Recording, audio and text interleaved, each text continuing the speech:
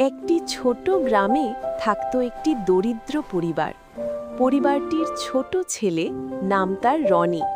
রনি খুব ভালো ছেলে ছিল, কিন্তু তার মনটা একটু কষ্টে ভরা ছিল। কারণ ক্রিসমাস এলেই সে দেখত অন্য সবার ঘরে সুন্দর গাছ, রঙিন আলো আর উপহার, কিন্তু তার ঘরে কিছুই নেই। ক্রিসমাসের এক সপ্তাহ আগে গ্রামের সবাই সাজাতে শুরু করলো। রাস্তায় ঝুলল ঝিলমিল আলো, চারদিকে বাজতে লাগলো আনন্দের গান। রনি দূর থেকে সব দেখত আর মনে মনে ভাবত, আমাদের ঘরে যদি একটা ছোট্ট গাছও থাকতো। কিন্তু রনি জানত বাবা মায়ের পক্ষে কিছু কেনা সম্ভব নয়। এক অচেনা অতিথি। ক্রিসমাসের আগের রাতে রনি জানালার পাশে বসেছিল। হঠাৎ সে দেখল তার ঘরের পাশেই এক বৃদ্ধ মানুষ কাঁপতে কাঁপতে বসে আছেন, গায়ে ছেঁড়া জামা, মুখে ক্লান্তি। রনি দেরি না করে দৌড়ে গেল। সে মায়ের কাছে বলল, মা, বাইরে এক দাদু খুব ঠান্ডায় আছেন। মা সঙ্গে সঙ্গে একটু গরম খাবার আর একটি পুরনো কম্বল দিলেন। রনি দৌড়ে গিয়ে দাদুটিকে সব দিল।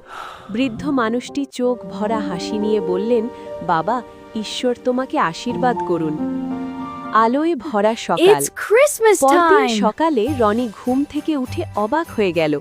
তার ঘরের সামনে একটি ছোট্ট ক্রিসমাস গাছ, তাতে রঙিন আলো আর তার পাশে কয়েকটি ছোট্ট উপহার। রনি খুশিতে চিৎকার করে উঠল। বাবা মাও অবাক। ঠিক তখনই গ্রামের মানুষরা এলো। তারা বলল, গত রাতে তোমার দয়ার কথা সবাই জেনেছে। সেই বৃদ্ধ মানুষটি গ্রামেরই একজন। তোমার ভালোবাসায় আমরা সবাই খুব খুশি।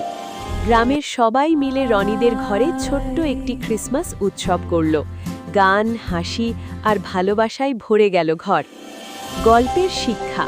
রনি বুঝতে পারল, ক্রিসমাস মানে শুধু উপহার নয়, ভালোবাসা আর সাহায্যের আলোই সবচেয়ে বড় উপহার।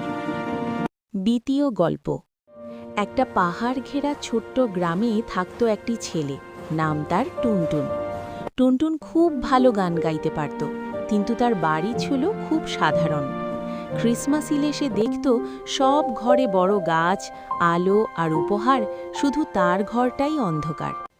টুনটুন আকাশের দিকে তাকিয়ে বলতো, হে তারা, আমার ঘরে কি কখনো আলো আসবে? হারানো পথিক। ক্রিসমাসের আগের সন্ধ্যায় টুনটুন দেখল একজন পথিক পাহাড়ের রাস্তায় পথ হারিয়েছেন। খুব ঠান্ডা পড়েছে। টুনটুন দেরি না করে তাকে নিজের ঘরে নিয়ে এলো। মা গরম দুধ দিলেন আর টুনটুন তার প্রিয় গান গাইল। পথিকটি হাসলেন আর বললেন, তোমার কণ্ঠে অনেক আলো আছে বাবা।